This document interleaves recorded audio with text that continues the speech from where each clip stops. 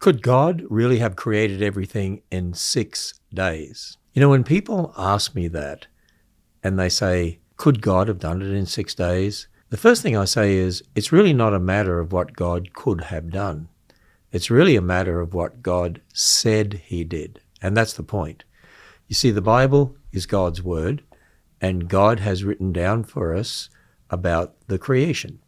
He's given us the creation account.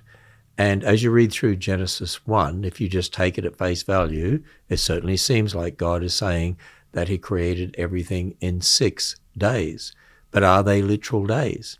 Well, the Hebrew word for day is the word yom. Now, people will say, well, yom can have different meanings. That's true. It can. But it can also mean an ordinary day, and that's the point. And so what we need to look at is context. When does yom mean an ordinary day? Now, if you look up Hebrew dictionaries, lexicons like Brown Driver Briggs or Kohler Baumgartner, the example they give of Yom being a literal day is Genesis 1:5, the first day of creation, and also the other days of creation. Here's the point. Whenever the Hebrew word for day, the word Yom, is used with evening, morning, number, or night, when it's qualified that way, it means an ordinary day. Now, if you look at Genesis 1, for the first day, it's qualified by evening, by morning, by number, and by the word night.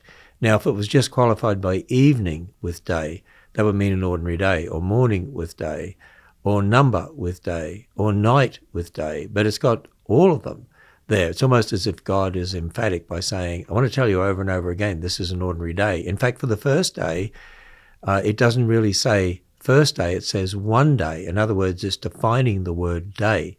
And so there was evening and there was morning one day. And then for the others, as you read through Genesis 1, it says second day, third day, fourth day, fifth day, sixth day. You've got evening and morning. You've got a number qualifying each of the days. So that means they're ordinary days. Jump over to Exodus chapter 20, verse 11. The basis of the fourth commandment says in 6 days God made everything, rested on the seventh. That's the basis for our 7-day week.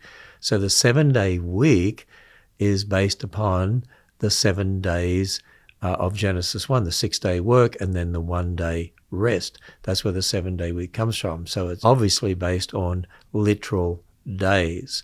Now, some people will bring up that in Genesis 2:4, in the day that the Lord created, that you don't take that as an ordinary day. But the word day there, the Hebrew word yom, is not qualified with evening or morning or number or night, and there it means time, in the time that God created.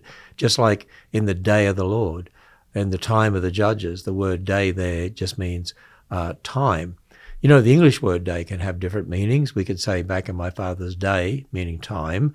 We could say during the day, the daylight portion of a day, or we could say something took 6 days, you mean 6 24-hour days. Well, the Hebrew word for day has a range of meanings like that, and it's context that always determines the meaning. And the contextual usage of the word day in Genesis 1 is that each of those days were ordinary days, 24-hour days. We must start from the text first and let it speak to us. It's God's word. And if we do that, God created in 6 literal days. You can come to no other conclusion if you're using the text and the rules of the Hebrew language. We live at a time in which the Bible is vehemently attacked, particularly in the history in Genesis 1 to 11. So we have produced a series of 5 books that contain answers to the most asked questions, the main attacks on God's word today.